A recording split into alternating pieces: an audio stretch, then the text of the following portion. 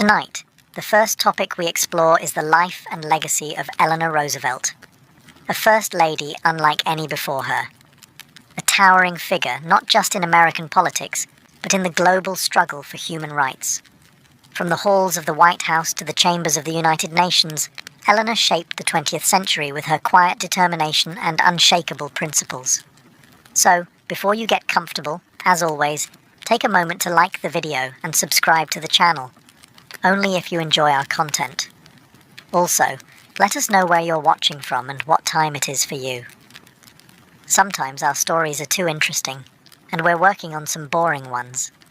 Now it's time to dim the lights, turn on a fan for some gentle background noise, and let's cover what we have for tonight, together.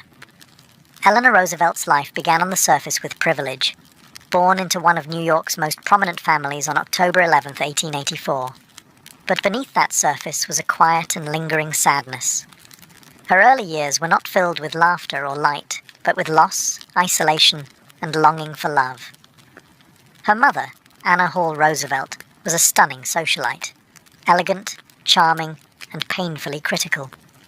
She often mocked Eleanor's plain appearance, calling her granny for her solemn expressions and awkward manners. To Eleanor, her mother's approval always felt out of reach, and her father, Elliott Roosevelt, brother of future President Theodore Roosevelt, was her one source of affection. But even that was taken from her. Elliott was charismatic, but consumed by alcoholism, a man whose warmth flickered in and out like candlelight in a storm. When Eleanor was only 8 years old, her mother died of diphtheria. Just 2 years later, her beloved father passed as well, after being confined to an asylum. By the age of 10, Eleanor was orphaned, carrying a heart full of grief into the cold care of her grandmother. The next few years were filled with formality, silence, and the stiffness of upper-class expectations. Eleanor, tall and shy, often felt invisible in her own home.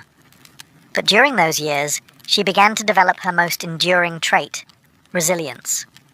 She read voraciously, reflected deeply, and began to build a world inside herself where dignity did not depend on beauty or praise. At 15, her life changed dramatically. She was sent abroad to Allenswood Academy, a progressive school for girls near London. There, under the guidance of headmistress Marie Souvestre, Eleanor flourished. Souvestre believed in challenging convention and awakening young women to injustice. For the first time, Eleanor's intelligence and empathy were not only seen, but encouraged. She was taught to speak, to think, and to question. Those years in England left a lasting mark. The girl who once whispered in rooms became a young woman unafraid to speak, to feel, and to act. Eleanor returned to America different, still quiet, still modest, but with a deeper sense of purpose. She had known pain, and because of it, she would spend the rest of her life trying to ease it in others.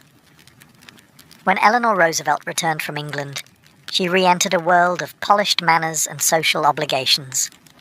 At age 20, she found herself drawn to a young man from her extended family, Franklin Delano Roosevelt. He was charming, confident, and ambitious. Like her, he was a Roosevelt, though from the Hyde Park branch, and a fifth cousin by blood. Their courtship, though not fiery, was steady, and in 1905, Eleanor married him in a modest ceremony attended by none other than President Theodore Roosevelt, her uncle, who walked her down the aisle. In the beginning, Eleanor did what was expected of her. She settled into the traditional role of wife and mother, managing household affairs and giving birth to 6 children, though only 5 would survive infancy. The early years were difficult. Her mother-in-law, Sarah Delano Roosevelt, held a tight grip on the household and often made Eleanor feel like a guest in her own life. Sarah made the decisions, even on how the children were raised, and Eleanor, with her quiet demeanor, often yielded. Yet beneath that quiet, something was stirring. Eleanor began volunteering with social reform groups and found joy in serving the less fortunate. In the dim tenements and settlement houses of New York's poor, She saw the faces of people society had forgotten and felt something awaken inside her. Then came the Great Fracture. In 1918, Eleanor discovered love letters between Franklin and her social secretary, Lucy Mercer. The betrayal cut deep. Eleanor offered divorce, but Franklin, pushed by political advisors and family, chose to remain married. The emotional closeness between them faded. From that moment forward, their partnership transformed into something more strategic than romantic. But, out of heartbreak, Eleanor found a kind of freedom. With her illusions shattered, she began carving out an identity separate from her husband's shadow. No longer simply the supportive spouse, she started to write, to organize, to speak. Their marriage endured, but on new terms. Franklin continued his political ascent, and Eleanor stepped boldly into the public sphere. What had begun as a conventional union now became something else entirely, a complicated alliance between two people with intersecting dreams, bound by duty and a shared vision for a better country. And for Eleanor, that was only the beginning. For much of her early adult life, Eleanor Roosevelt lived in the background, dutiful, observant, and quiet.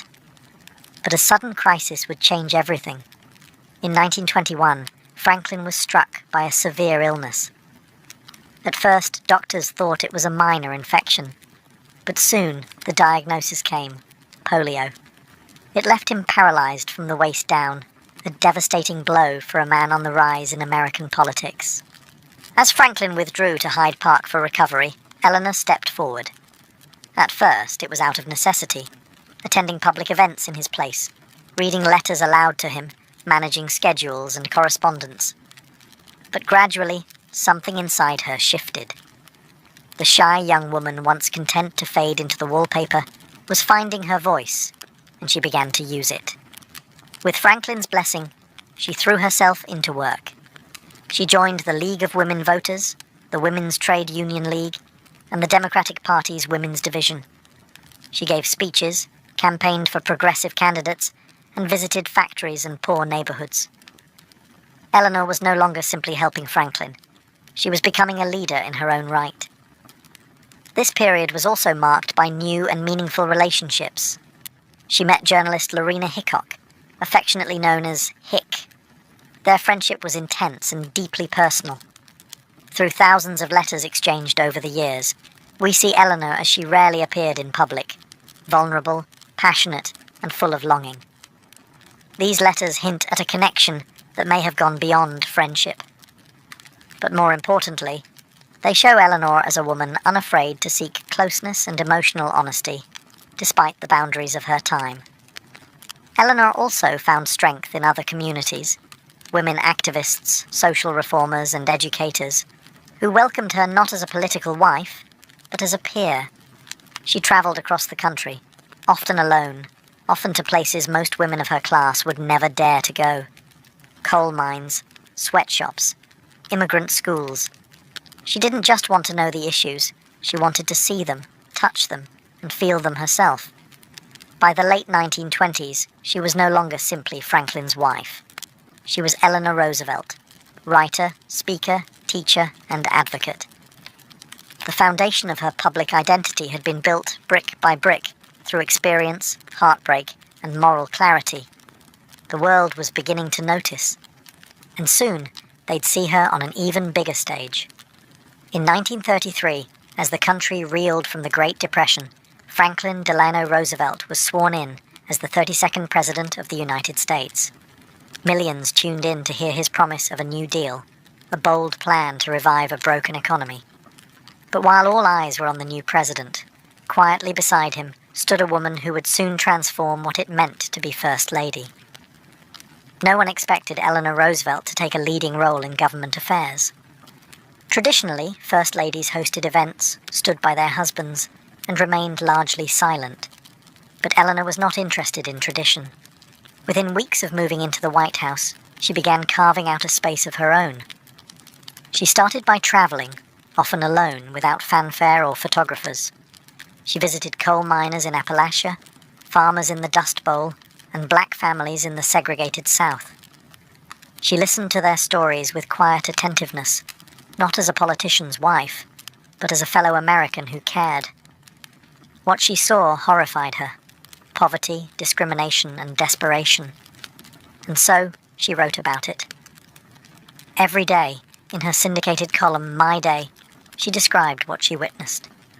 Through plain, unpolished language, she spoke directly to the people, and the people listened. She was the First Lady to hold regular press conferences, and she insisted that only women reporters could attend.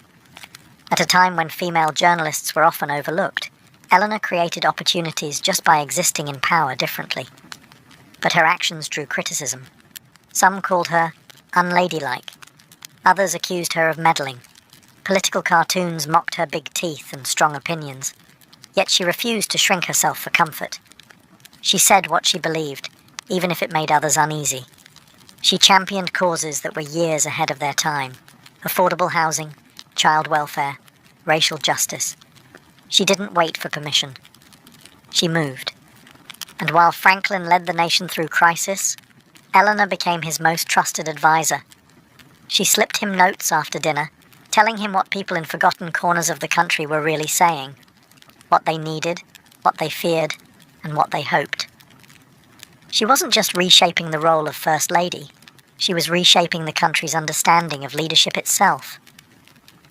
As Eleanor Roosevelt's public role grew, so did her courage. In an America still deeply divided by race, class, and gender, she chose to confront injustice head-on, often at great personal and political cost. She believed that public service meant more than ceremony. It meant using her platform to challenge silence, even when doing so ruffled the most powerful feathers. One of her most defining moments came in 1939. World-renowned black opera singer Marian Anderson had been invited to perform in Washington, D.C., but the Daughters of the American Revolution, who owned Constitution Hall, refused to let her sing there because of the color of her skin.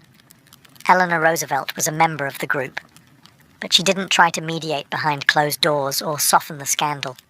Instead, she publicly resigned and published her resignation letter in newspapers across the country. Her words were simple but clear. You had an opportunity to lead in an enlightened way, and you failed. But she didn't stop there. With Eleanor's support, Marian Anderson performed an open-air concert at the Lincoln Memorial on Easter Sunday.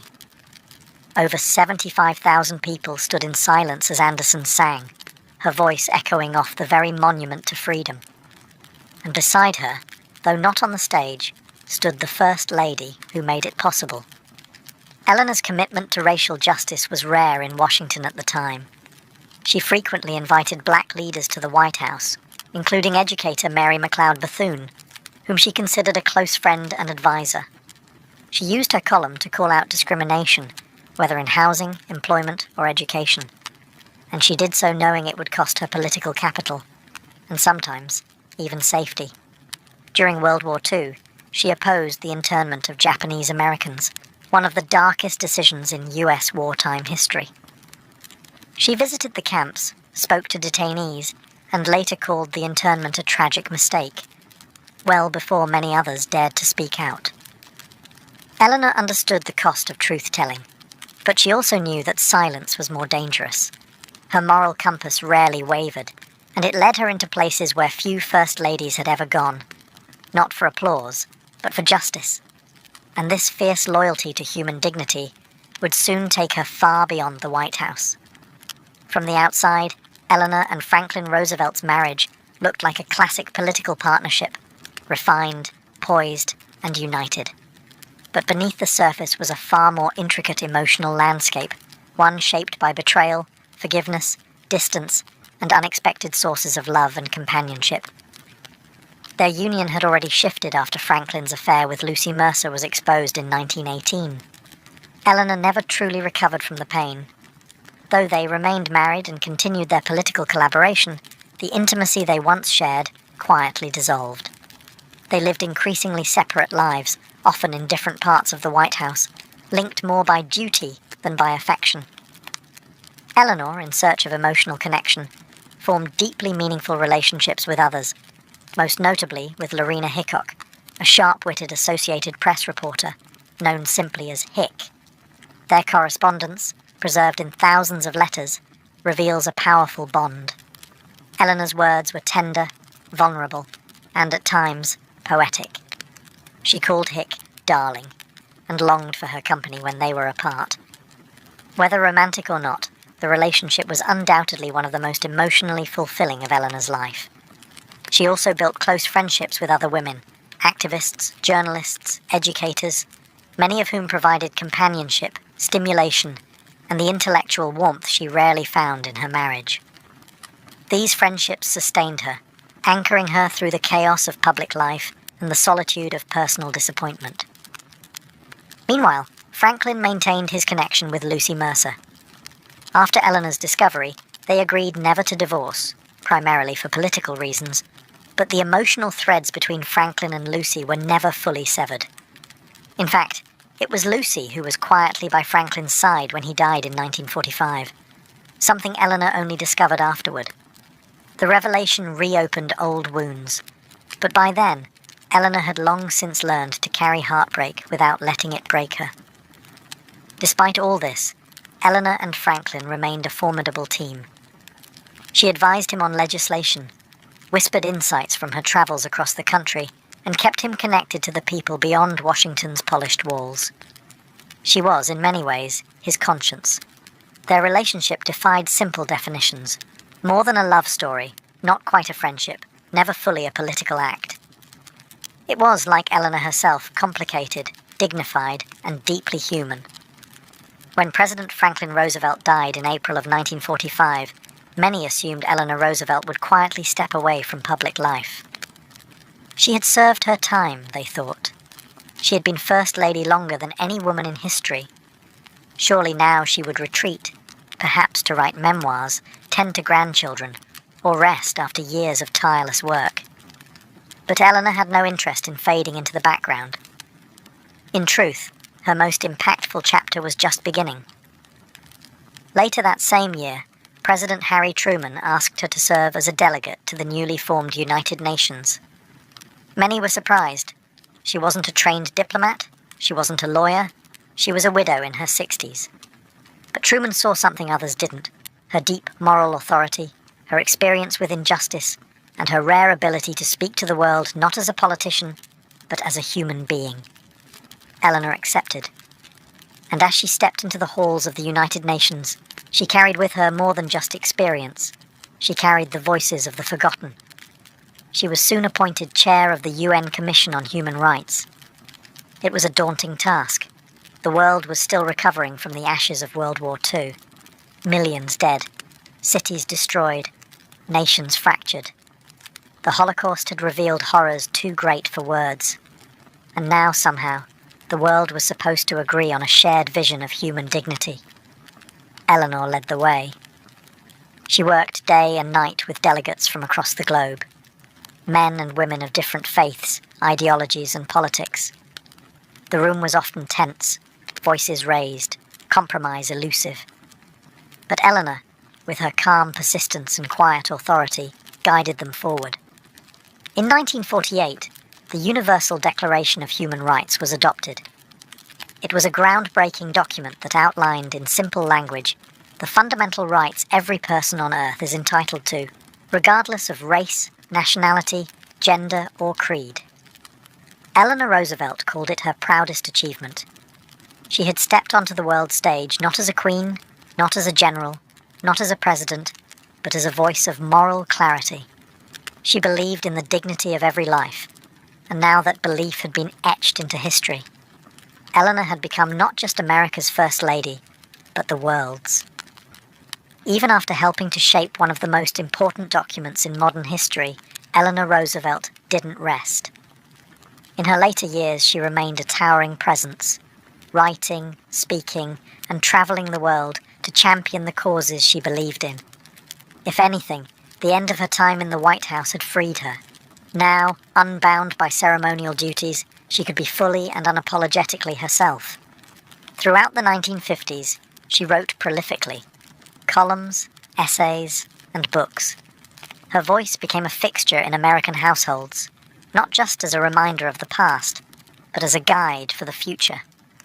She weighed in on civil rights, education, women's empowerment, nuclear disarmament, and more. People didn't always agree with her, but they respected her because she never pandered. She simply told the truth as she saw it. She continued to advocate for civil rights long before it was considered politically safe. She met with black leaders, visited segregated schools, and supported court decisions that pushed for racial equality. In many ways, she was a bridge between the older world and the emerging one, someone whose influence reached from the New Deal to the civil rights movement. In 1960, when John F. Kennedy was running for president, Eleanor was initially hesitant to support him. She worried he wasn't fully committed to civil rights. But over time, they developed a mutual respect. Kennedy admired her tenacity and moral backbone, and she, in turn, encouraged him to listen more closely to the voices of the marginalized. After his election, he appointed her to chair his Commission on the Status of Women, yet another avenue for her to champion justice. By now, her health was beginning to decline. Decades of tireless work had taken a toll, but even as her body weakened, her mind remained sharp. She continued to speak at universities, answer letters from ordinary citizens, and push policymakers to remember the people behind the policies. Eleanor once said, "It is better to light a candle than to curse the darkness." And even in her final years, she remained aflame. Gentle, steady, unwavering. She wasn't just living history. She was still making it. Eleanor Roosevelt passed away quietly on November 7th, 1962, at the age of 78. The world mourned not just a former First Lady, but a symbol of moral courage, empathy, and tireless advocacy. Her death marked the end of an era, but not the end of her influence. In many ways, Eleanor's voice only grew louder in the years that followed. She had never been flashy, never sought applause, but she left behind a legacy that continues to echo in classrooms, courtrooms, and halls of government. Her life's work, the fight for human dignity, equality, and justice, became the blueprint for countless activists and reformers who came after her. From the Universal Declaration of Human Rights to her fearless support for civil liberties, Eleanor's fingerprints remain on the very foundations of modern democracy. And yet, perhaps her most enduring contribution was not a law or a document, but an idea. That anyone, no matter how ordinary, could become a force for good. That leadership was not defined by titles or privilege, but by the courage to stand up for others, even when standing alone. She once wrote, "The future belongs to those who believe in the beauty of their dreams." It's easy to forget that Eleanor's own dreams began quietly, in a childhood filled with grief and shadows. But she believed in something larger than herself, and she used every ounce of her influence to lift others out of silence. In the years since her passing, she has been honored with statues, schools, awards, and even her own US postage stamp. But her truest memorial lives not in marble or metal, but in movements, in voices that rise when others are silenced, in those who write, speak, march, and refuse to look away. Eleanor once said that human rights begin in small places, close to home. That's where she began too, a lonely girl in a big house, a quiet woman in a noisy world, a voice for the voiceless, and as you rest now, perhaps you'll carry a little of her strength into tomorrow. The quiet courage, the unwavering dignity, the belief that doing good is always worth it. Because sometimes the most powerful people in history aren't the ones who shout. They're the ones who never stop listening. It began quietly, just a few stocks dipping in price on an October morning in 1929. But within days the floor gave way. The New York Stock Exchange, once the beating heart of American optimism, collapsed under its own weight.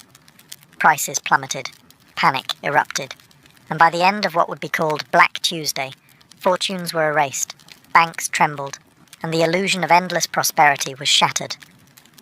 The Roaring Twenties had promised so much: jazz, skyscrapers, fast cars, and faster profits. Many believed the good times would never end. Middle-class families bought stocks on margin, borrowing money to invest, convinced the market would only rise. But behind the glitter was something brittle. The wealth was uneven. The safety nets didn't exist. The foundation wasn't solid. When the market collapsed in October 1929, it wasn't just Wall Street investors who suffered. It was farmers in Kansas, factory workers in Detroit, teachers in Ohio. The ripples became waves, and the waves, a storm. Banks, untouched by modern regulations, began to fail.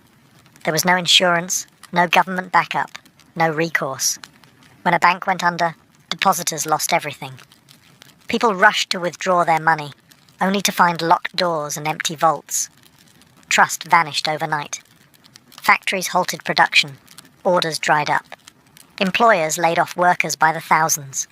Within months, unemployment surged. Men in suits once proud to provide for their families now stood in lines for bread. Children went to bed hungry. Families sold their wedding rings, their furniture, even their shoes. Anything to survive.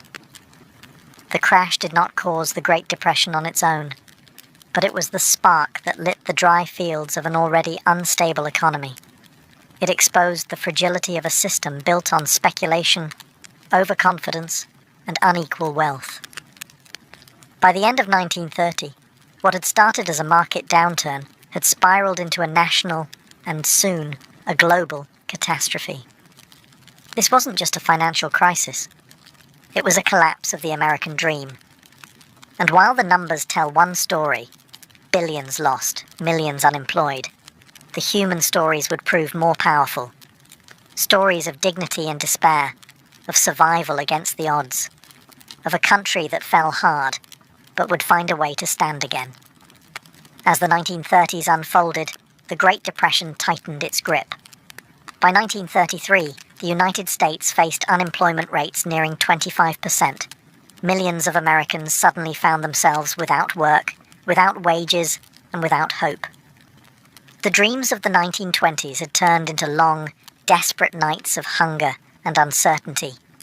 In cities across the nation, breadlines became the new symbol of survival. Once proud men in worn coats and frayed hats stood in line for hours, waiting patiently for a bowl of soup or a slice of bread.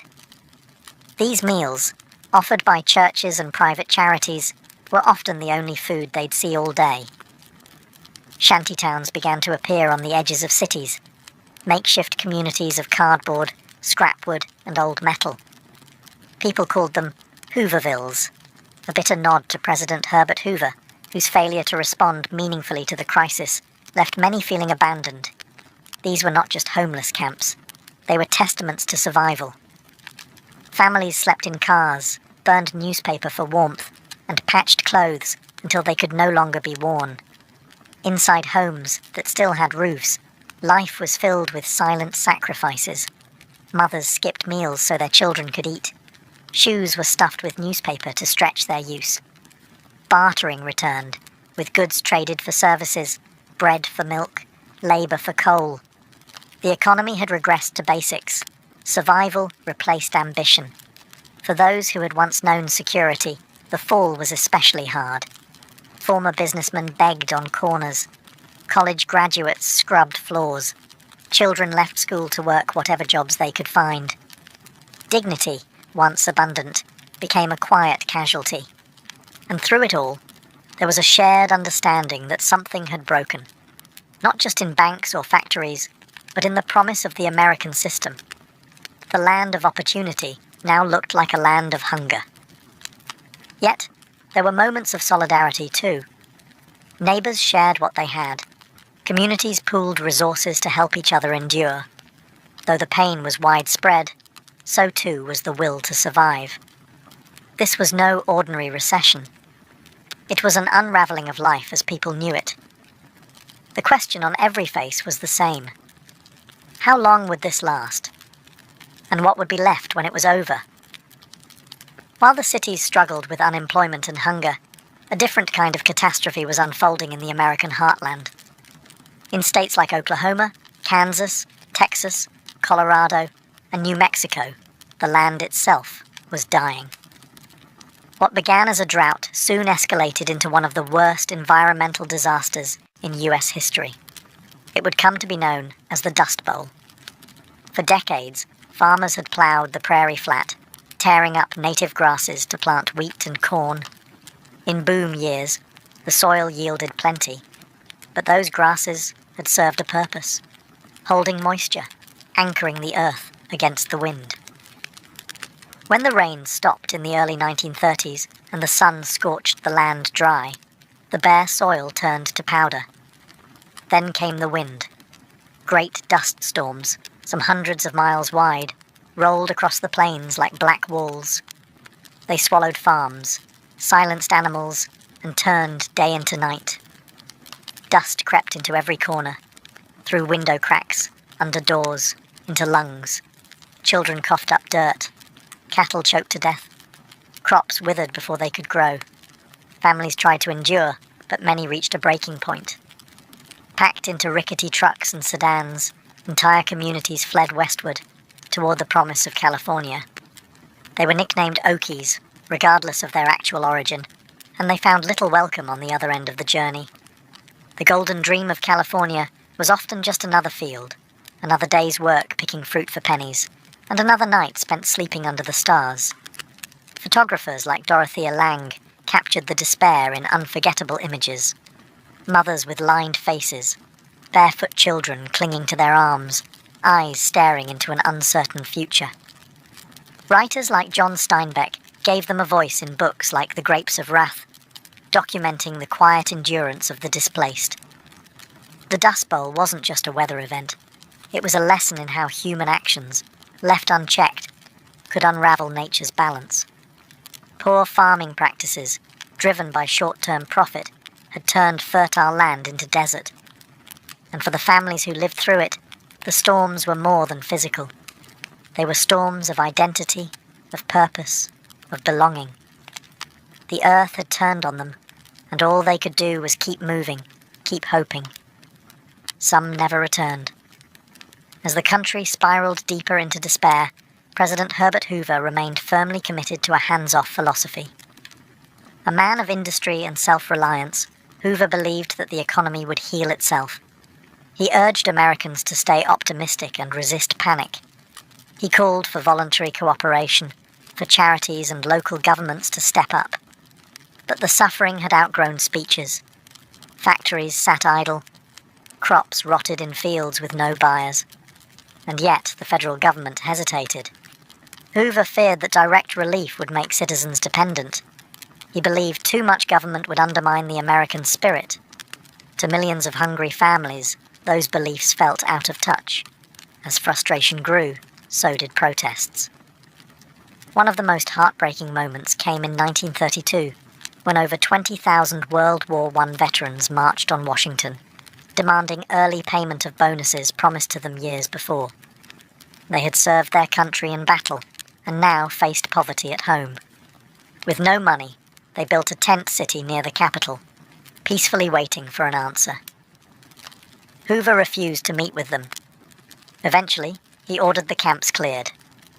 General Douglas MacArthur led troops, tanks and cavalry included, against unarmed veterans, setting fires to tents and chasing families into the night. Newspapers captured the chaos. Photos of war heroes being driven away by their own government turned public opinion sharply. All across the country, people renamed their pain in protest. Shantytowns became Hoovervilles. Empty pockets pulled inside out were called Hoover flags. A piece of cardboard in a shoe, covering a hole, became a Hoover leather. These weren't just jokes. They were quiet cries for help. Hoover's intentions may not have been cruel. He truly believed in American individualism, in the old ideals of self-made success. But in a time of extraordinary need, his refusal to adapt became a national wound. By the time the 1932 election approached, it was clear that the country needed more than reassurance. It needed a new direction, a new voice, and a leader who was willing to meet the crisis head-on. That voice was already rising, with a soft accent and a strong promise. And soon, it would sweep across the country with the promise of a New Deal. On a cold March day in 1933, a calm, confident voice echoed across the airwaves. The only thing we have to fear is fear itself. It was Franklin Delano Roosevelt's first inaugural address, and in just one sentence, he gave the nation something it had not felt in years: hope. FDR was unlike any president America had seen before. Stricken with polio more than a decade earlier, he could no longer walk without assistance. Yet, there was strength in his voice, warmth in his words, and steel behind his smile. He did not just promise change, he delivered it swiftly. In his first 100 days in office, Roosevelt launched an ambitious flurry of legislation aimed at stabilizing the economy and restoring confidence. One of his first actions was a national bank holiday, temporarily closing all banks to prevent further collapse. When they reopened days later, millions of Americans returned to deposit money instead of withdraw it. The tide had begun to turn. Roosevelt's vision was called the New Deal, a sweeping collection of programs and reforms designed to get Americans back to work, protect savings, and rebuild the shattered economy. It wasn't just policy, it was a lifeline. The Civilian Conservation Corps gave young men jobs planting trees, building trails, and restoring natural parks. The Public Works Administration and Works Progress Administration hired millions more to construct schools, roads, and bridges, many of which still stand today. The New Deal also brought relief to farmers through the Agricultural Adjustment Act and introduced reforms like the Federal Deposit Insurance Corporation to protect bank deposits. These weren't handouts. They were investments in people, in dignity, and in rebuilding the nation from the ground up. Roosevelt spoke directly to the public through his fireside chats, radio broadcasts where he explained complex policies in simple, reassuring language. Families would gather around their radios as if listening to an old friend. Not everyone agreed with the New Deal. Some thought it went too far. Others thought it didn't go far enough. But for a nation lost in economic darkness, Roosevelt's leadership brought a flicker of light. The Great Depression was far from over. But now, Americans had something to walk with again: direction, purpose, and the belief that government could be a force for good. As the New Deal unfolded, something began to shift in the everyday rhythm of American life. It didn't happen all at once. There was no magic solution, no instant recovery. But for the first time in years, people started to move again. They had purpose, even if it came with a pickaxe or a paintbrush, a clipboard or a shovel. The Civilian Conservation Corps, CCCC, sent young, unemployed men into forests and fields to plant trees, build fire breaks, and conserve national parks. For many, it was their first paying job. They lived in camps, sent money home, and found dignity in calloused hands. Across the country, you could see their work in the winding trails of the Blue Ridge Mountains or the timber shelters in state parks, lasting marks of their labor. Meanwhile, the Works Progress Administration, WPA, brought jobs to millions more. It wasn't just construction, though roads, bridges, and schools were built at an astonishing pace. It also included writers, artists, and musicians. Playwrights directed dramas in town squares. Painters filled post office walls with murals that celebrated working life. Historians interviewed former slaves, preserving voices that might have been lost forever. The Social Security Act, passed in 1935, created a financial safety net for the elderly and the unemployed. For the first time, people could imagine aging without absolute poverty. For many, it was revolutionary. Proof that government cared not just about banks and business, but about people. Farmers, too, found support through subsidies and loans. Though controversial, the Agricultural Adjustment Act helped stabilize crop prices, giving rural families a chance to breathe again after years of drought and devastation. Radio became the nation's hearth. In every town and on every farm, families gathered to hear FDR's fireside chats. He spoke calmly, plainly, like a neighbor, walking Americans through policies and progress, reminding them they were not forgotten. Of course, hardship remained. Not all programs reached everyone. Racial and gender inequalities still left many out. But for a country once paralyzed by fear, the New Deal offered something powerful: the sense that things were moving forward. Jobs didn't just pay bills, they restored identity. Projects didn't just build infrastructure, they rebuilt belief. And in the quiet progress of daily life, Americans began to stitch themselves back together. While the New Deal brought hope to millions, it also stirred controversy. For all its ambition, it wasn't universally praised. In fact, some of the loudest voices came from both ends of the political spectrum, some shouting that Roosevelt had gone too far, others insisting he hadn't gone far enough. Conservative critics, particularly business leaders and wealthy elites, accused Roosevelt of overstepping his authority. They saw the New Deal as an attack on free enterprise, a dangerous expansion of government into private affairs. To them, programs like Social Security and labor protections were steps towards socialism. Newspapers labelled FDR a dictator in disguise, warning that too much reliance on government would erode American values. On the other side, populist voices argued that the New Deal was too cautious. Senator Huey Long of Louisiana proposed a Share Our Wealth program, demanding heavy taxes on the rich to fund guaranteed incomes and housing for all. His speeches, fiery and emotional, drew massive crowds and threatened to split Roosevelt's base. Long was assassinated in 1935, but his ideas lingered, and others picked up the torch. Another critic was Father Charles Coughlin, a Catholic priest with a nationwide radio show. At first a supporter of FDR, Coughlin turned on the president, calling him a pawn of bankers and failing the working class. His broadcasts mixed economic frustration with dangerous anti-Semitic rhetoric, revealing the darker undercurrents of public anger. The New Deal also faced resistance from the Supreme Court. In 1935, the court struck down key pieces of Roosevelt's programs, declaring several agencies unconstitutional. It was a major blow. In response, Roosevelt proposed a controversial plan to add more justices to the court, a move critics dubbed court packing. The plan ultimately failed, but the pressure worked. In time, the court became more favourable to New Deal legislation. Even within Roosevelt's own administration, there were tensions between those who wanted to go bolder and those who urged caution. Still, FDR navigated these waters with political finesse, never letting go of the central idea that government should be a force for stability and care. The New Deal had its flaws, but it also had defenders, millions of them. Because for every opponent shouting on the radio, there was a man who had found work, a widow receiving a cheque, or a farmer who could finally keep his land. Even in times of suffering, people find ways to express their humanity. The Great Depression was not only a crisis of economics, it was also a transformation of American culture. In dusty towns and crowded cities, amid hardship and hunger, a new wave of creativity took root. Photographers with government programs like the Farm Security Administration traveled across the country, capturing raw, unforgettable images of daily life.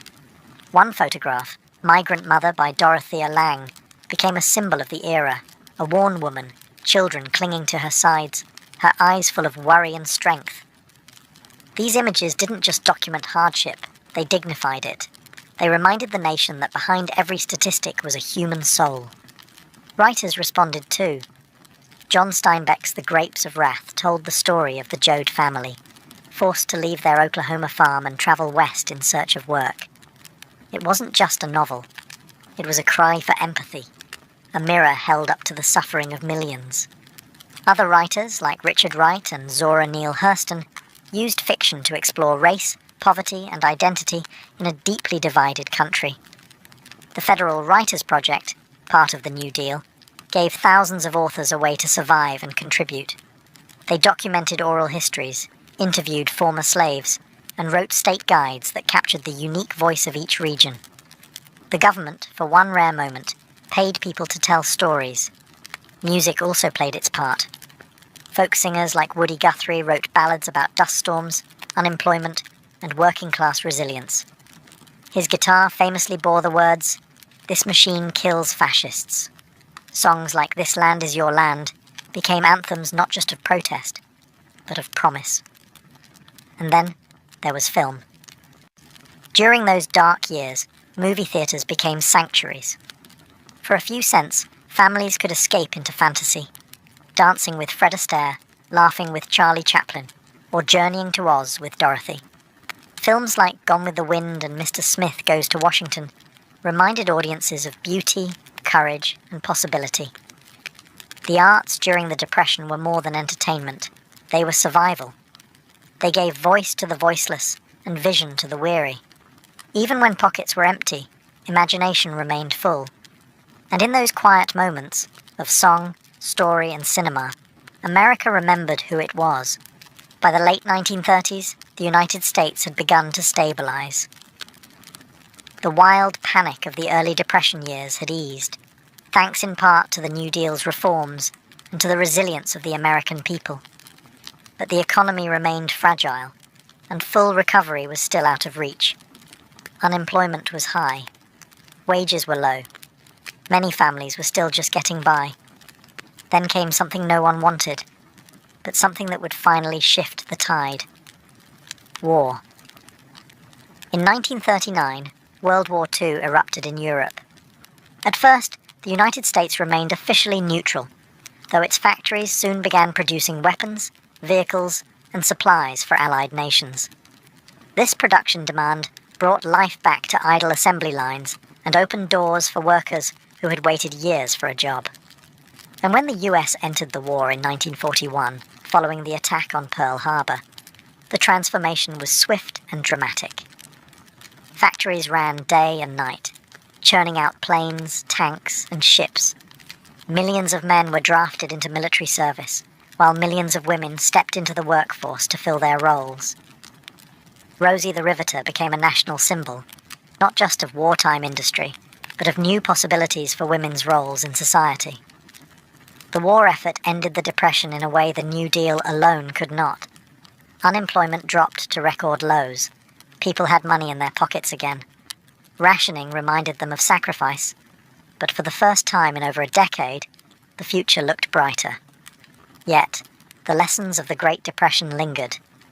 Americans had seen firsthand how quickly wealth could vanish, how deeply inequality could cut, and how critical it was to have protections in place. Social security remained. Labor rights stayed. The idea that government could, and should, step in to protect the vulnerable had taken root. The Depression had reshaped not just policy, but perspective. It taught a generation about humility, community, and perseverance. It changed how Americans thought about money, work, and fairness. And as the country moved into a new era, stronger, wiser, but forever marked, it carried with it the memory of bread lines, dust storms, and quiet endurance. Because survival was never the end of the story. It was the beginning of something new. Leonardo da Vinci was born in 1452, not into wealth or nobility, but into quiet obscurity. He was the illegitimate son of a notary and a peasant woman, raised in the Tuscan countryside in the small village of Vinci.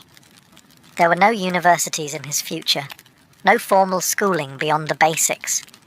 But Leonardo had something no tutor could teach, an unquenchable hunger to understand everything. From the moment he could hold a pen, he observed the world with a kind of reverence, a dragonfly hovering over water, the curve of a shell, the way clouds gathered before a storm.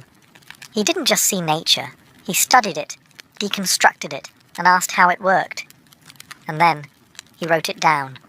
His notebooks began as scattered sketches, tiny observations drawn in the margins of scraps and reused pages. But over time, they evolved into vast personal encyclopedias. They became places where he could think on paper. These weren't meant for the public. They weren't commissioned, edited, or even titled. They were his private experiments, filled with fragments, ideas, and images that danced across centuries. What makes Leonardo's notebooks extraordinary is not just the range of subjects: flight, anatomy, engineering, painting, physics, but the way they all blended into one another. He didn't build fences between disciplines. To him, the veins in a leaf and the veins in a human hand were echoes of the same design. Art and science were not opposites. They were twins, born from the same question. How does the world work? He asked questions that few in his time dared to ask. Could humans fly? How does the heart pump blood? Why do waves form in water? How do the planets move? For Leonardo, every answer led to 10 more questions, and every question found its way onto a page, drawn, written, annotated in a flurry of reversed script and hurried sketches. He carried his notebooks with him throughout his life, from Florence to Milan, from the royal courts to solitary studios. They were his true companions, the closest thing we have to a window into his thoughts. And through them, Leonardo wasn't just recording what he saw. He was teaching himself how to see. One of the first things a modern reader notices about Leonardo's notebooks is that they seem written in secret. The letters flow right to left, perfectly reversed, as if intended to be read only with a mirror. This curious style of writing has puzzled historians for centuries. Was Leonardo protecting his ideas? Was it a code, a form of concealment? Or was it simply a practical habit of a left-handed man, writing in a way that prevented the ink from smudging across the page? The truth may be a mix of all these things. What's certain is that his mirror writing contributes to the mystique of the notebooks, turning them into something that feels more like a portal than a journal. It's as if we are looking into the private engine room of a mind centuries ahead of its time. Leonardo didn't write for readers. His pages are scattered thoughts, experiments, questions, and flashes of brilliance. He would begin with a sketch of a bird in flight, then pivot to a diagram of a water pump, followed by a philosophical musing about the nature of light. There was no table of contents, no tidy organization. But that was the point. Leonardo's thoughts were non-linear, spiraling and evolving. His notebooks reflected the chaos of true curiosity. And what fills those pages is astounding. Notes on how to measure the sun's path through shadows, studies of human laughter, lists of books to read, questions to ask, machines to build. He wrote, "Describe the tongue of a woodpecker," a detail so specific, so odd, that it shows how deeply he wanted to understand every corner of creation. There's also beauty in the handwriting itself, elegant and fluid, dancing between sketches of anatomy, architecture and engineering. His lines aren't just functional, they're alive with motion and intent. What makes the mirror writing even more fascinating is that Leonardo never explained it. He left no key, no confession. He just wrote, privately, passionately, relentlessly. To open a page of his notebook is to stand at the edge of a mind in motion, spinning, spiraling, sketching its way toward understanding. And for those who dare to read backwards, the reward is a glimpse into the purest form of genius. Not the answer, but the question. Centuries before the Wright brothers, before submarines slipped silently beneath the waves or robots moved in factories, Leonardo da Vinci was sketching machines the world had never seen and could barely imagine. In his notebooks, you'll find blueprints for inventions that read like science fiction. A helicopter powered by a spiral rotor, a tank with angled armor and rotating cannons, a machine for grinding convex lenses, even a robot knight designed to sit, wave its arms, and move its jaw. Each drawn with precision, each impossibly ahead of its time. Leonardo was not an inventor in the modern sense. He rarely built what he designed, but his understanding of motion, force, and mechanics was rooted in observation. He studied gears, pulleys, levers, and springs, not just in theory, but in everyday objects. He dismantled clocks, watched mills turn, and then asked, what else could this do? His design for the aerial screw, what we now recognize as a precursor to the helicopter, was based on the principle of air displacement. He believed that air, like water, could be gripped and pushed.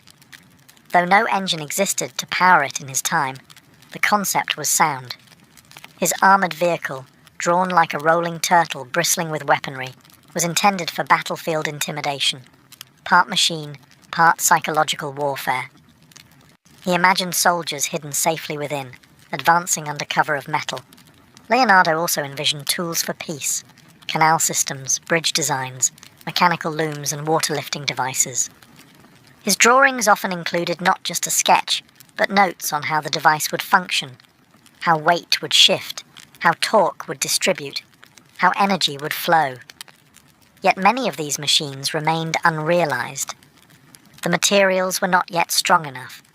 The engines had not been invented. The world wasn't ready. But that never stopped him. For Leonardo, imagining was a form of freedom.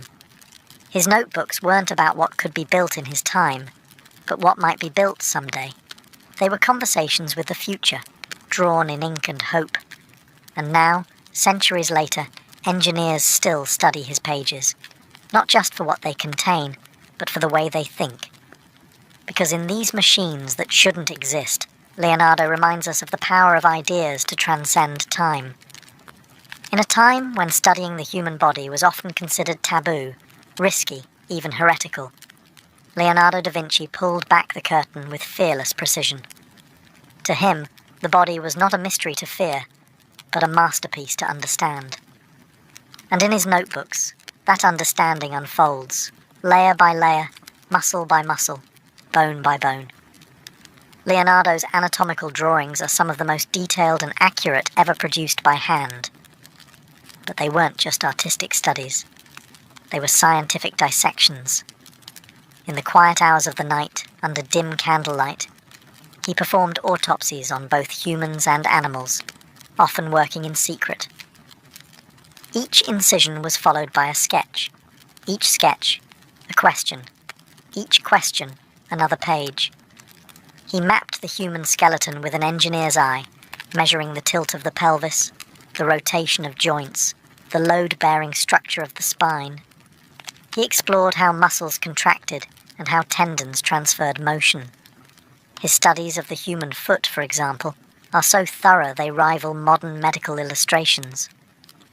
But Leonardo went deeper still. He examined the brain and the nervous system. He drew the heart, not as a symbol, but as a machine.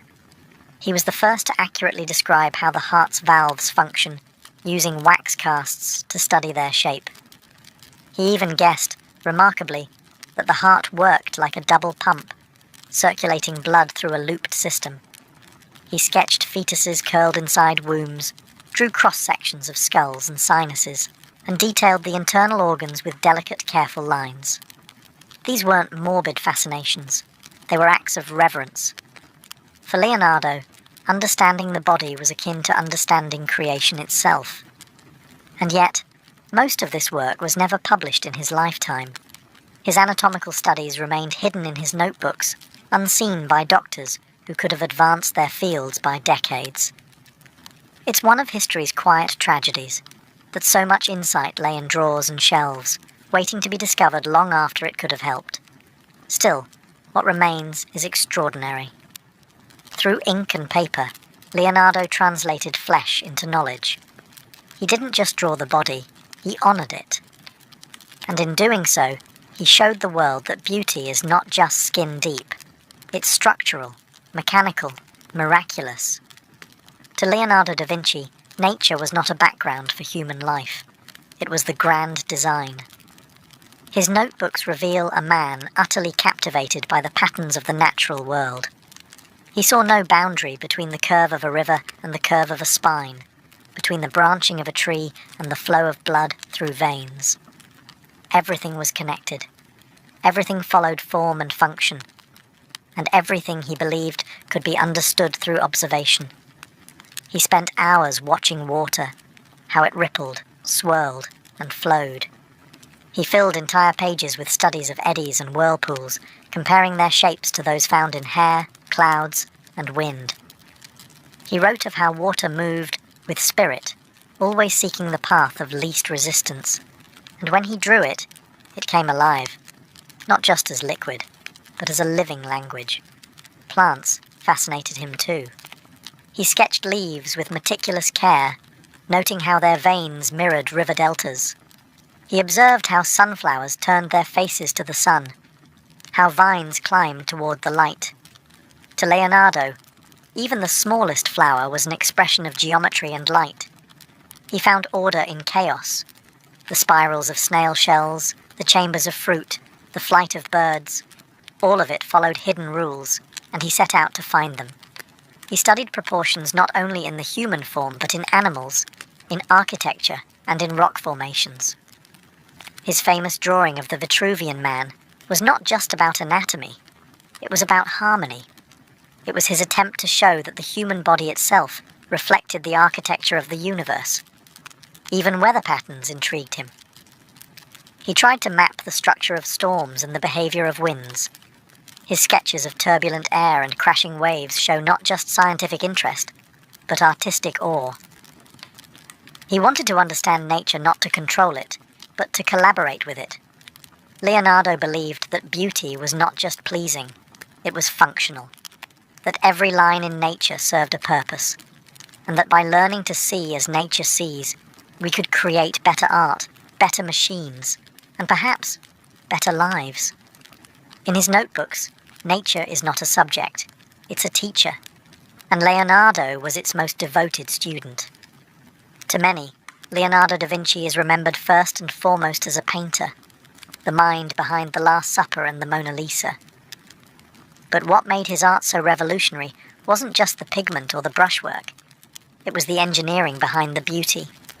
His notebooks reveal how every painting he created was first studied, tested, broken down, and rebuilt. He didn't just paint what he saw, he painted what he understood. Before sketching a face, Leonardo studied anatomy. Before drawing a landscape, he observed geology and light. He treated shadow and perspective not as artistic techniques, but as mathematical challenges. He believed that emotion could be captured through the smallest shifts in posture, the slightest tilt of a mouth or brow. And so, he rehearsed these details endlessly on paper. His notebooks are filled with sketches of faces, laughter, grief, suspicion, serenity, all drawn with a scientific eye for how muscles pulled skin into expression. He studied the way light curved across a cheekbone, how colour faded with distance, how perspective could guide the viewer's eye exactly where he wanted it to go. In his preparatory notes for The Last Supper, Leonardo mapped out the positions of every figure, their hand gestures, their emotional reactions to Christ's words. "One of you will betray me." Each character's body language was calculated to tell a story, not just to illustrate a scene, but to invite the viewer into a moment of tension and truth. And then there is the Mona Lisa, arguably the most studied face in the history of art. Her smile, so famously elusive, was no accident. Leonardo used a technique called sfumato, blending tones so softly that transitions became invisible. It mimicked the way the human eye sees in real life. Her gaze seems to follow you, not through magic, but through optics. Her expression shifts with the light, changing as you change. It's a living portrait, engineered to breathe. For Leonardo, painting was never separate from science. It was the final performance after hours of study and design. Every masterpiece was a solution to a complex problem of light, movement, balance, and truth. And in his notebooks, we see the equations behind the beauty. Leonardo da Vinci was not only an artist and scientist, he was also a lover of riddles, wordplay, and strange little jokes that often slipped between the cracks of his serious studies. In the margins of his notebooks, tucked beside mechanical diagrams and anatomical sketches, are glimpses of his playful and mysterious mind. He wrote cryptic phrases like, "The sun has never seen a shadow," a sentence that makes you pause. It feels like a riddle, and it is. The sun, as a source of light, cannot cast a shadow on itself. Simple, profound, philosophical. His notebooks are filled with these brain teasers, short riddles, puns, fables, even riddling recipes and observations that feel part poetry, part paradox. He'd write something like, "Describe a creature who walks backwards while eating, whose tracks always point the wrong way." And the answer? A chicken. It scratches backward while pecking the ground. Little puzzles like these tell us something deeper about Leonardo. He enjoyed thinking sideways. Beyond word games, his notebooks contain strange hybrid creatures, Dragons with mechanical limbs, lions with musical bellies, winged humans and armoured beasts. Some of these may have been inventions for pageantry, others symbols from dreams. Some were likely studies of movement and anatomy disguised as fantasy. Or perhaps they were something more, symbols of ideas he could not explain in words. Why did he hide so much? Why the mirror writing, the fragmented thoughts, the puzzles within puzzles? Some historians believe he was protecting his ideas from rivals or the church. Others think it was simply his nature, to guard his thoughts, to write for himself. And yet, these riddles invite us in. They suggest that Leonardo wasn't trying to push people away, but to draw them closer, to see if we too could think beyond the obvious. He seemed to live in a world where logic and imagination were never separate, where the mystery was just as valuable as the answer. Even today, scholars find lines in his notebooks that defy full understanding, half-finished thoughts, incomplete diagrams, sentences that trail off, as if meant only for future readers. And maybe that's what Leonardo wanted, not to give us everything, but to give us something to chase. Leonardo da Vinci is estimated to have written over 13,000 pages during his lifetime, pages filled with drawings, theories, ideas, and dreams. Yet today, only about 7,000 remain. The rest are lost, scattered through history, misplaced, sold, stolen, or simply disintegrated with time. What we have is remarkable, but it's only half the story. The other half is missing, and perhaps always will be. His notebooks weren't published during his life. He never organized them into a single volume. Instead, he left behind bundles of loose sheets, diagrams, and folded papers, some stitched together, others carried in trunks or passed from apprentice to apprentice. After his death in 1519, his papers fell into the hands of his faithful student, Francesco Melzi. Melzi tried to preserve them, but after his own death, the trail began to fray. Some notebooks were gifted, others sold off in pieces. Some were absorbed into private collections, misfiled in libraries, or cut apart for their drawings. The famed Codex Atlanticus, the largest surviving collection of Leonardo's writings, was once locked away, nearly forgotten. Another, the Codex Leicester, made its way through centuries of collectors before being purchased in 1994 by Bill Gates, who later digitized and shared it with the world. But others are still missing. Entire volumes referenced by Leonardo himself. His studies on optics, his treatises on painting, his explorations of flight, have yet to be found. Perhaps they never will be. Perhaps they sit in a forgotten drawer in a monastery, or in a mislabeled box deep within an old European archive. What have we lost?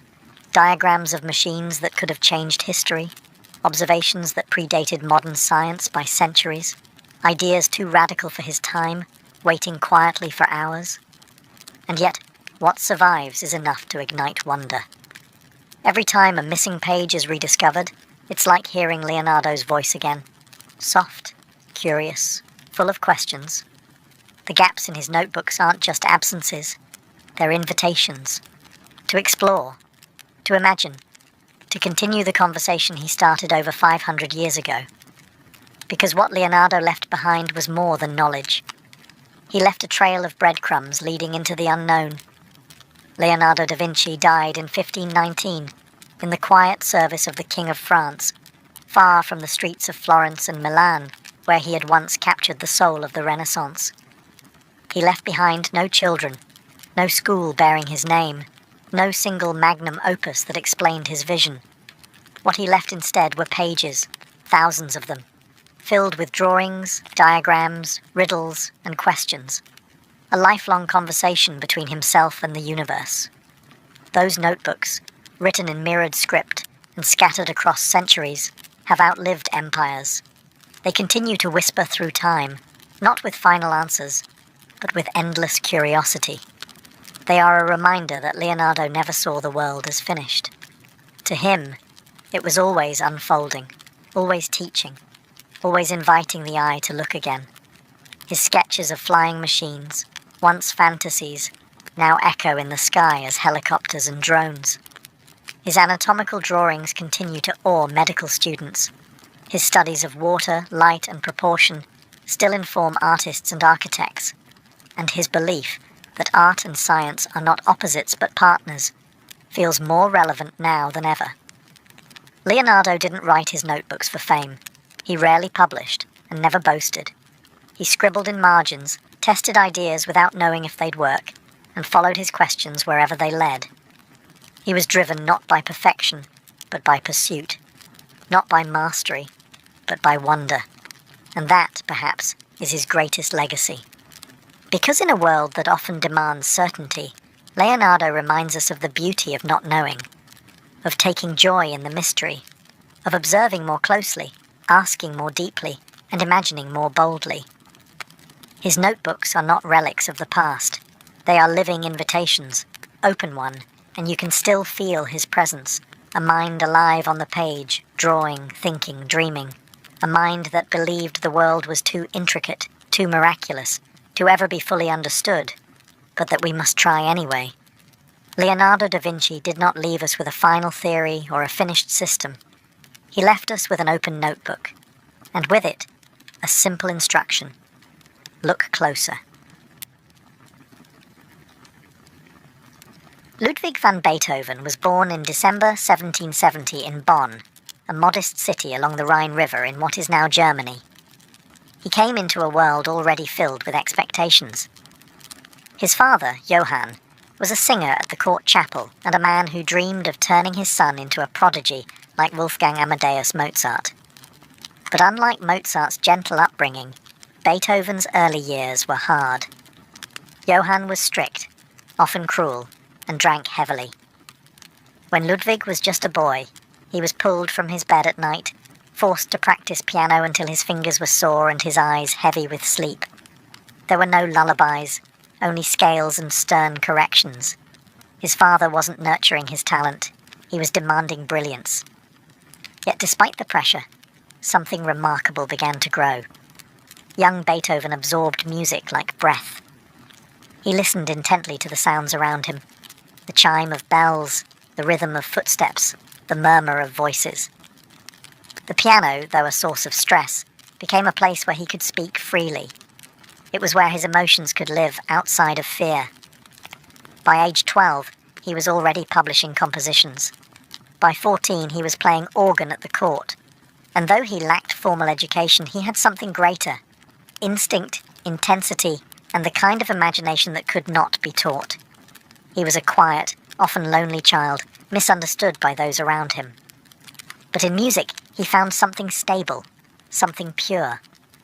Not just entertainment, but refuge. When his mother died during his teenage years, the burden of caring for his younger siblings fell on him. His father slipped further into alcoholism, and Ludwig was forced to take on adult responsibilities far too early. Through it all, he continued to compose, to play, to dream. Beethoven's early life was not gilded with luxury or guided by loving mentors.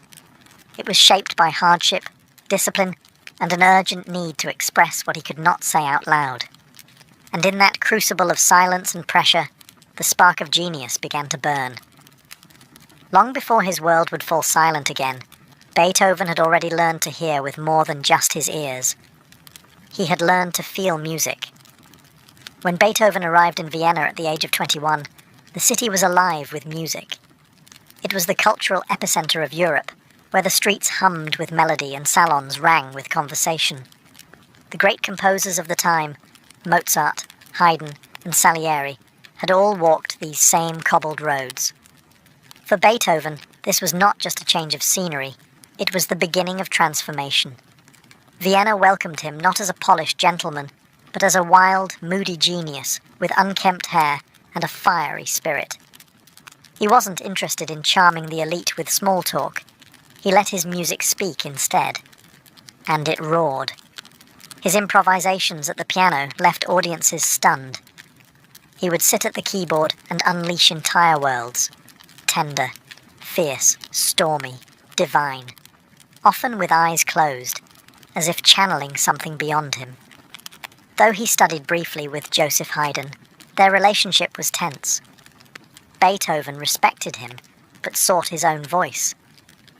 He wasn't content to follow in anyone's footsteps, not even Mozart's. Where others refined, he reinvented. He took classical forms and bent them, shaped them, exploded them, injecting emotion where there had once been elegance, rawness where there had been restraint. Vienna's aristocracy quickly noticed. Wealthy patrons offered him lodging, commissions, introductions, but Beethoven refused to become dependent on anyone. He accepted support on his own terms, valuing freedom over comfort. He once said, "There is no greater wealth than to live without servitude." As his reputation grew, so did his ambition. He wasn't writing for the court or for public approval. He was writing for truth. Every composition was a conversation with himself, a map of the soul's terrain. His early sonatas and symphonies dazzled audiences, blending structure with storm, tradition with revolution. But beneath the applause, something else stirred, a faint ringing in his ears, a sound that did not belong. At first, he brushed it off. But Vienna, the city of sound, was about to become quieter for Beethoven in a way no one could imagine. Still, in this golden period, before silence fell, Beethoven built his foundation. He captured Vienna's heartbeat and made it his own. The city gave him sound, and he would give it back, transformed into something eternal. It began with a hum, soft, persistent, just beneath the edge of perception. Beethoven was still in his 20s when he first noticed it. A faint ringing in the ears, an occasional dullness, the struggle to hear voices in a crowded room. At first, he dismissed it, hoping it would pass, but it didn't. The ringing grew louder. Conversations became harder to follow. High notes lost their sparkle. Music, once crystal clear, began to feel distant. And then came the unthinkable realization: he was going deaf. For a composer, this was not just a physical ailment, it was a spiritual catastrophe. Music was his life, his identity, his way of communicating with the world. Without it, who was he? How could he continue? Beethoven kept his condition a secret. He didn't want pity, nor did he want the world to know that its greatest musical mind was slowly losing the very sense that defined him. He avoided social gatherings, grew irritable, withdrawn. Friends noticed the change but didn't understand it. The silence he experienced was not just in his ears, it was creeping into his entire life. In the privacy of letters and diary fragments, he poured out his despair. He confessed his shame, his fear, his isolation. He felt trapped, unable to speak his truth, unable to escape it. He once wrote, "Oh, how humiliating for me when someone standing next to me hears a flute in the distance and I hear nothing." And yet, even as silence took hold of his outer world, the music within him did not fade. In fact, it seemed to grow louder, more urgent. He began composing not for the applause of others, but as a form of survival. Every note was a rebellion against the silence. Every melody, a thread pulled from memory and imagination. He no longer needed to hear instruments to understand how they would sound. He knew the mechanics of harmony so deeply, so intuitively, that he could compose entire symphonies in his mind. His hearing may have betrayed him, but his genius remained untouched. What Beethoven lost in sound, he gained in depth, and the silence, once feared, would soon become the backdrop for his most profound creations. In the autumn of 1802, Beethoven retreated to the village of Heiligenstadt, just outside Vienna. The doctors had advised him to rest, to escape the pressures of the city, to find peace in the countryside. But Beethoven didn't find peace. What he found instead was the full weight of his growing deafness, and the emotional collapse that came with it. There, surrounded by the rustling of leaves he could barely hear, and the birdsong fading into silence, Beethoven wrote a letter. It was addressed to his brothers, but he never sent it. It was part confession, part last will, part desperate cry. Today, We know it as the Heiligenstadt Testament. In it, Beethoven poured out the torment he had hidden from the world. He wrote of his isolation, his humiliation, and the unbearable irony of a musician going deaf. He spoke of how he had avoided people, fearing they would discover his secret. He admitted to thoughts of suicide, not from weakness, but from despair that he could no longer live the life he imagined. But then, the letter takes a turn. Beethoven writes, "Only my art, it seemed to me, held me back." The music, unwritten, unplayed, but alive inside him, was what kept him going. He realized he could not die. Not yet. He had more to give, more to say. And so, he made a decision. If he could not return to the life he once knew, he would create a new one. Not one built on what he had lost, but on what he still possessed. After writing the Testament, Beethoven emerged changed. He had touched the edge of despair and returned with a new resolve. He would not compose to please. He would compose to tell the truth, his truth. What followed was a shift in his music. It became deeper, bolder, more emotional. He stopped imitating the past and began shaping the future. The Heiligenstadt Testament was never mailed, never read by its intended recipients in his lifetime, but it remains one of the most human documents ever written by a genius, a window into the soul of a man who, in the silence of loss, chose creation. He had faced the abyss, and instead of falling, he listened. After the emotional reckoning of Heiligenstadt, Beethoven did not retreat. He roared. What followed was one of the most powerful creative outpourings in music history. Though his hearing continued to fade, Beethoven began composing with more intensity, more vision, and more daring than ever before. He was no longer writing for approval. He was writing from a place that defied the physical world. His third symphony, the Eroica, marked this turning point. It was grand, defiant, and deeply personal. Longer and more complex than any symphony of its time, it broke all the rules. Originally dedicated to Napoleon, Beethoven later tore off the dedication when Napoleon declared himself emperor. For Beethoven, the music was no longer about heroes. It was about humanity.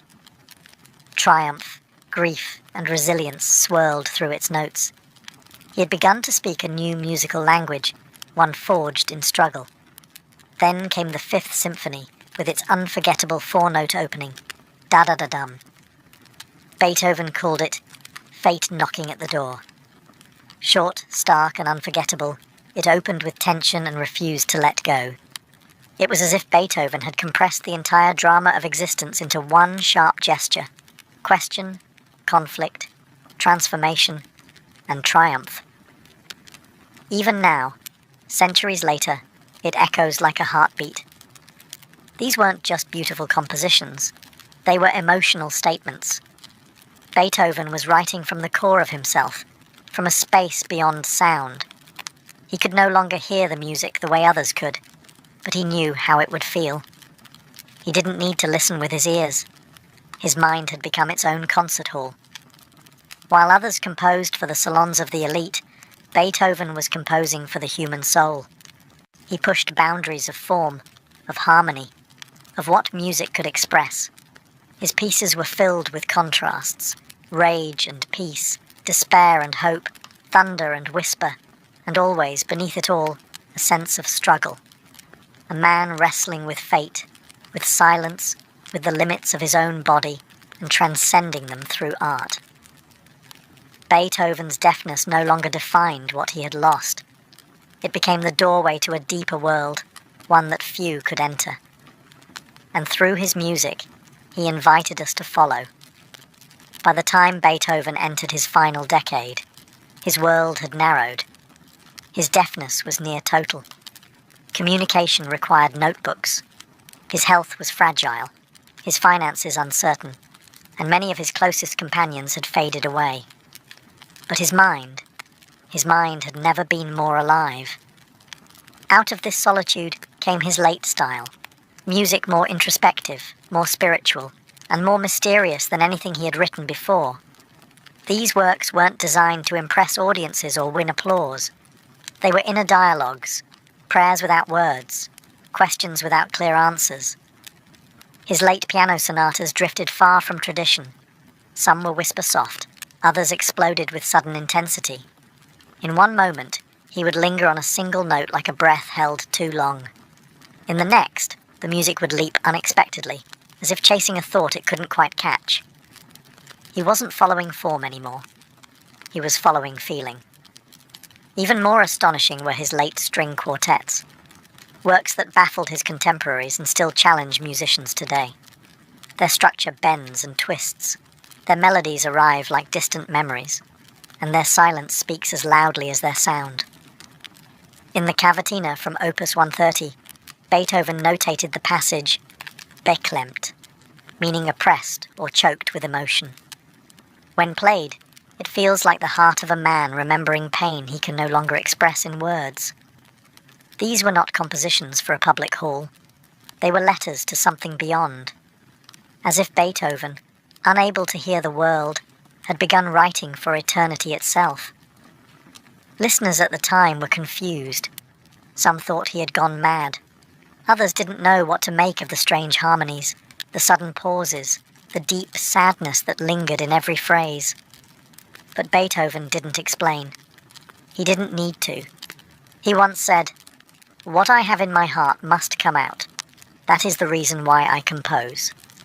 And in these final years, that truth burned brighter than ever. His late works were not swan songs. They were meditations, acts of courage from a man who had nothing left to prove and everything left to feel. Through silence, Beethoven had learned to listen more deeply, and in doing so, he composed music no one else dared to imagine. By the early 1820s, Beethoven was completely deaf. He could not hear the laughter of friends, the hum of conversation, or the sounds of his own footsteps. And yet, from within this vast silence, he began to compose what many consider the greatest symphony ever written, his ninth. It was unlike anything the world had heard, a symphony that was not just grand in scale, but revolutionary in design. For the first time in history, a symphony would not end with instruments alone, but with the human voice. Beethoven would summon a chorus to sing words of joy, brotherhood, and divine unity. The idea had lived with him for decades. He had long admired Friedrich Schiller's poem Ode to Joy, with its vision of humanity united under the heavens. Now, in the final stretch of his life, Beethoven made that vision real, in sound he could not hear, but could still feel. The Ninth Symphony is a journey. The first three movements explore conflict, beauty, and tension. They swell and crash like oceans stirred by unseen forces. And then comes the finale, an explosion of light. Cellos and basses begin the theme, low and solemn, rising like a voice learning to speak. The orchestra echoes. Then, at last, the human voice enters. O Freunde, nicht diese Töne. O friends, not these tones, the soloist proclaims. What follows is a hymn to joy so pure, so powerful, that it has become an anthem of hope for the world. It is played at celebrations, at the fall of walls, at moments when nations seek peace. At the premiere in Vienna in 1824, Beethoven stood near the stage. He could not hear the orchestra or the thunderous applause that followed. A singer gently turned him to face the crowd so he could see their ovation. Tears filled the eyes of those in the audience. The man who had created this miracle of sound had not heard a single note of it with his ears. But Beethoven had heard it, where it mattered, in the deepest chamber of the soul. The Ninth Symphony was not just a composition. It was a triumph over silence, a declaration that joy, even in darkness, is always worth singing. On March 26, 1827, Ludwig van Beethoven took his final breath. Outside, a storm was raging, lightning cracking across the Viennese sky, thunder rolling like timpani. Some say he raised his fist as if to challenge the heavens one last time.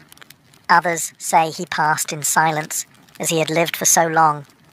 Either way, the world lost a titan. Tens of thousands gathered for his funeral. Students, aristocrats, musicians, strangers, all drawn by the gravity of what he had been. As his casket passed through the streets of Vienna, the city fell silent, not out of formality, but out of awe. Beethoven left behind more than music. He left a new way of thinking about art, about struggle, and about what it means to create from the core of one's being. He had reshaped the purpose of the composer, not as a servant to royal courts or social trends, but as a voice of the individual soul. He proved that greatness does not require perfection, that even as his body failed him, his mind soared higher. That silence, instead of ending him, deepened him. He did not write music despite his deafness. He wrote music through it, because of it. Future generations studied his scores like sacred texts. Brahms wept over his symphonies. Wagner called him the bridge between mortal and divine. Mahler said that in every note you could hear the pulse of the universe. Even modern filmmakers, jazz artists and rock musicians still draw from his ideas. The Ninth Symphony became more than a piece of music. It became a symbol of resilience, of unity, of what the human spirit can achieve in defiance of suffering. Its ode to joy has been used to mark both victory and healing. It has echoed in concert halls, in times of peace, and in the aftermath of war. Beethoven didn't live to see how far his influence would reach. But perhaps he didn't need to.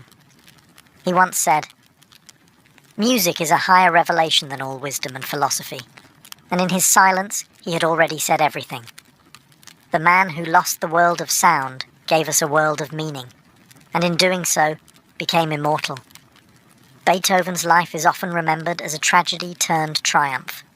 The deaf man who composed the most powerful music the world has ever known. But his story is more than inspiration. It's a question. How did he do it? How does one hear music with no sound? The answer lies not in the ear, but in the imagination. By the time he was composing his final works, Beethoven could no longer hear a single note. Yet he still wrote entire symphonies, quartets, and sonatas, complex pieces filled with nuance, rhythm, and harmony. He did not guess what they might sound like. He knew. He had internalized sound to the point that his mind could orchestrate every detail, as if his body had become an instrument of its own. To feel vibration, he bit down on a wooden stick attached to the soundboard of his piano. He watched the strings move, felt the resonance in his bones. But more than that, he heard in memory. Every chord, every interval, every crescendo lived inside him. His compositions weren't echoes of things he'd once heard. They were born of intuition, of logic, of deep inner music that transcended the physical senses. His silence was not a void. It was a canvas. And in that silence, he painted sound the way a blind painter might dream color. Beethoven teaches us something profound about creativity, that it does not come from comfort or convenience or perfect conditions. It comes from within, from persistence, from the refusal to surrender what is most sacred, even when the world offers nothing back. He reminds us that limitations do not define us. That hardship, when met with courage, can become a gateway to something extraordinary. To this day, when we listen to his music, we are not simply hearing notes arranged in time. We are entering his world, a world where sound is shaped by silence, where joy rises from pain, where the most beautiful music ever written was never heard by the man who gave it to us. And perhaps that is Beethoven's final gift, not just his music, but the reminder that some of the richest truths are not heard with the ear at all, but with the soul.